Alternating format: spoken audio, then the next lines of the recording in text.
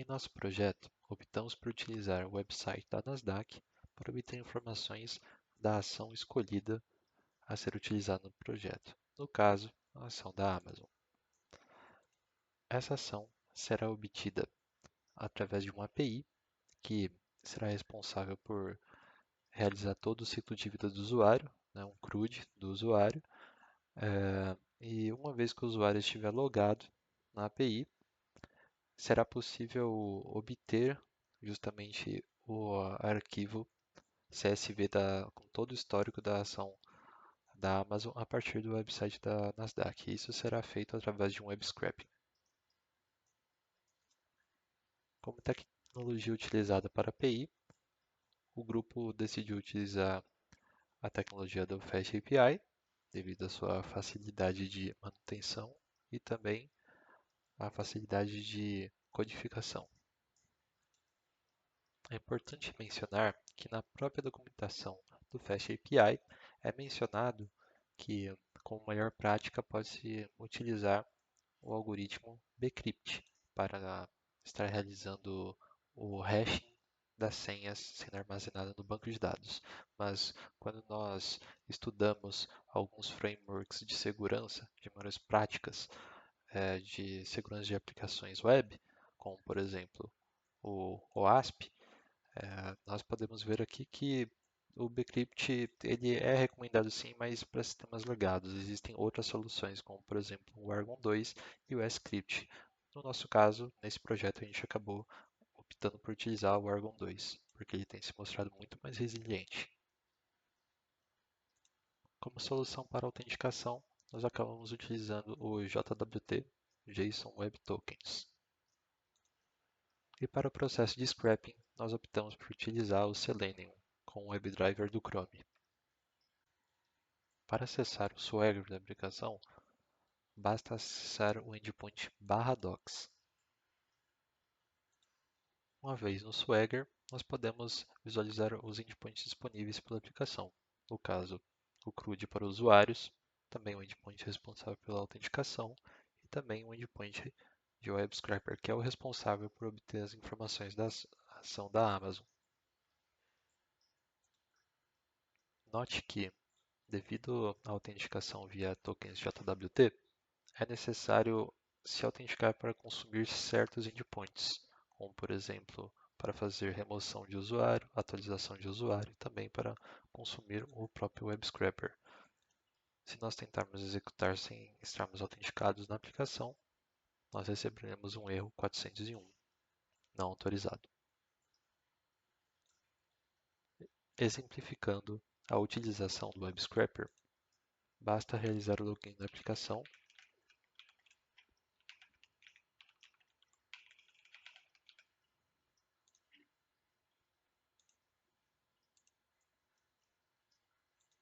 É possível observar que a aplicação nos retorna com o token JWT conforme esperado. E dessa forma, esse token JWT já será fornecido nas próximas requisições que serão feitas ao servidor do Fast API.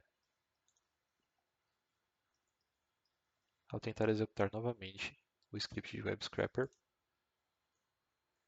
nós podemos ver que o WebDriver do Chrome já está sendo aberto pelo Selenium. E visualizando a requisição,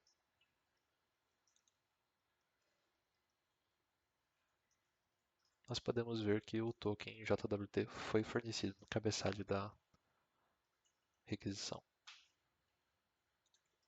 O Web Scraper acaba baixando o CSV através do Selenium e acaba salvando na pasta de downloads especificada através da variável downloadspath mencionada no arquivo .env localizado na raiz do projeto.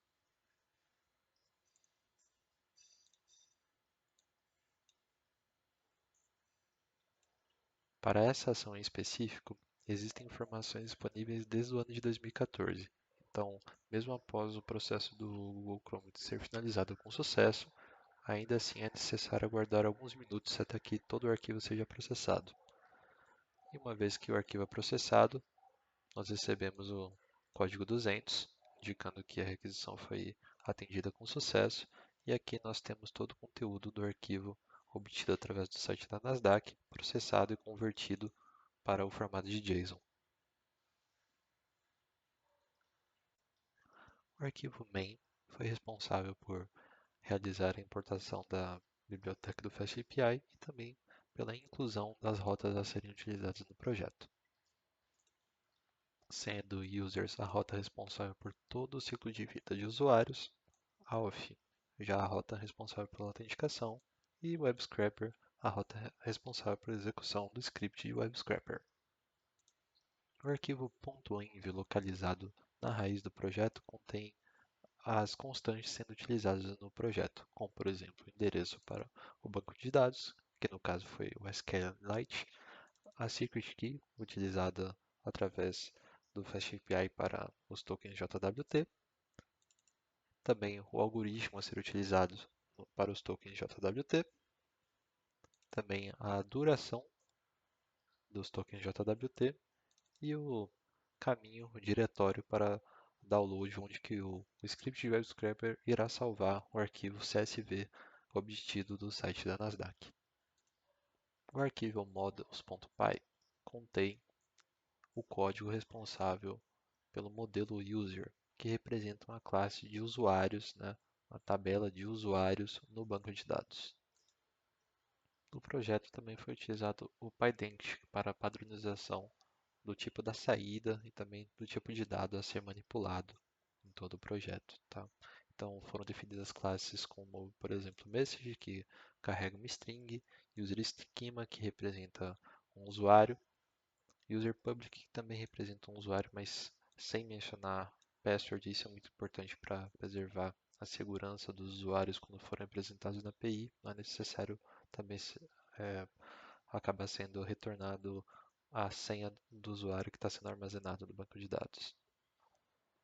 Também existe uma classe responsável pelo token, também pelo dado do token, que no caso é o usuário envolvido naquele token, e também quando a gente estiver falando do arquivo de WebScraper, existe uma classe responsável por obter cada informação de um arquivo do relatório da Nasdaq. Já no arquivo SecurityPy, é aqui que a gente encontra toda a implementação de código relacionado à segurança da informação desse projeto. No caso, criação do Access Token, JWT, a, a obtenção de um hash para determinada senha, a verificação de uma senha fornecida contra determinado hash e também obtenção do usuário logado, se houver um usuário logado. O arquivo settings.py é responsável por justamente importar as constantes que estão sendo declaradas no arquivo .env, localizado na raiz do projeto. O arquivo users contém todas as implementações necessárias para o CRUD dos usuários. Então, aqui nós temos justamente o método responsável pela criação de um usuário no sistema, no banco de dados.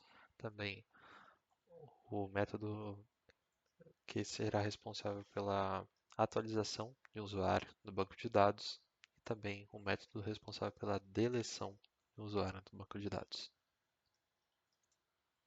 O arquivo auth.py, por sua vez, é responsável por fazer a verificação se a senha e o usuário fornecidos no formulário para login são válidos de acordo com um usuário já cadastrado previamente no banco de dados.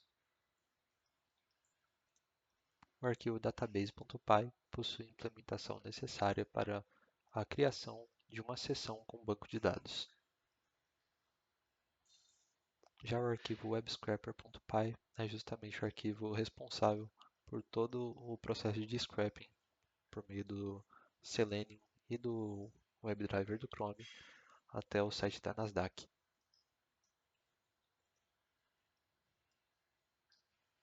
Pouco abaixo também, mas não tem uma variação tão grande. Então a gente não consegue encontrar um comportamento dessa distribuição, dessa variação do valor das ações por mês. E a mesma coisa aqui no ano. Na média, ele continua aqui bem próximo de zero. Com exceção aqui de 2022, que a gente teve um comportamento um pouco atípico, e aí a gente tem que estudar depois um pouco melhor para entender o que aconteceu nesse ano com esse conjunto de dados e essa ação que a gente está trabalhando. Aqui eu faço um pouco a volatilidade do retorno diário das ações nos últimos 30 dias. Então, só para entender a volatilidade percentual por data. Depois aqui eu começo a dar uma olhada no volume médio por mês. Nesse gráfico aqui, eu estou entendendo que a gente tem uma possível estabilidade entre a compra e venda dessas ações.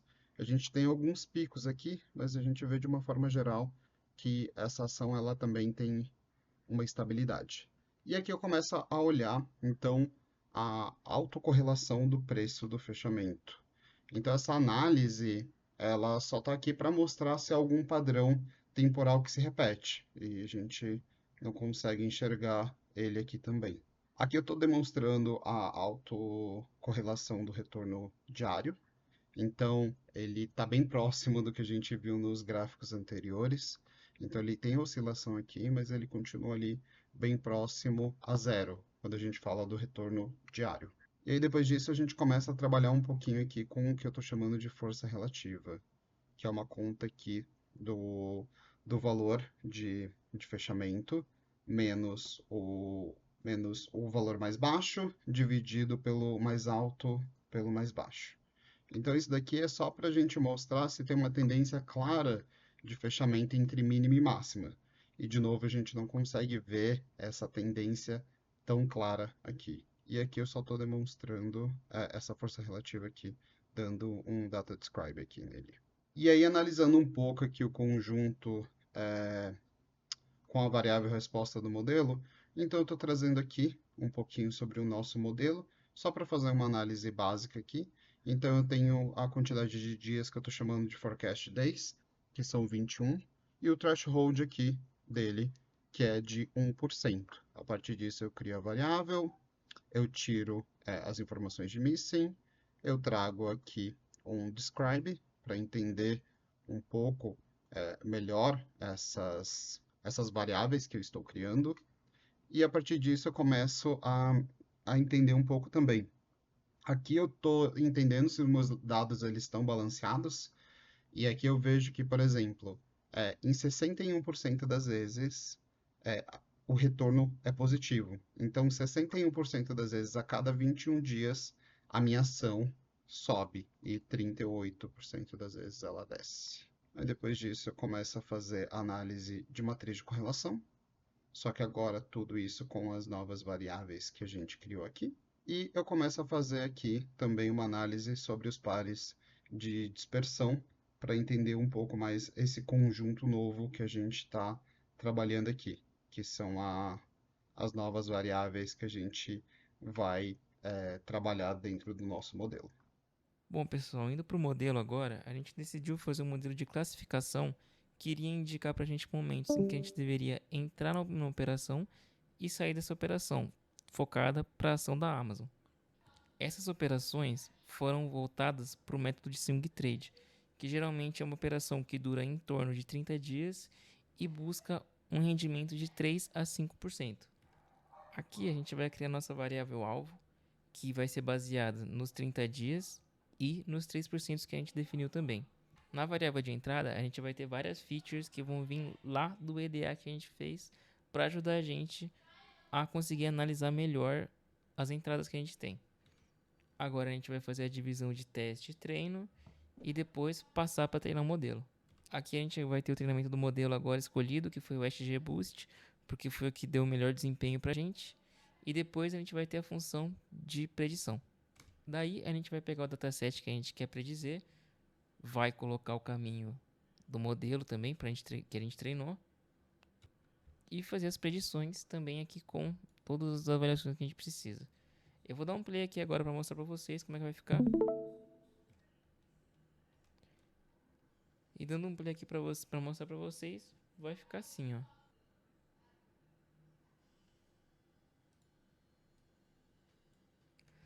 Tá aí, a gente conseguiu uma acurácia aqui de 94% para sinais de compra e de 91% para sinais de saída ou sinal de inatividade também. E por fim, a gente manda um CSV.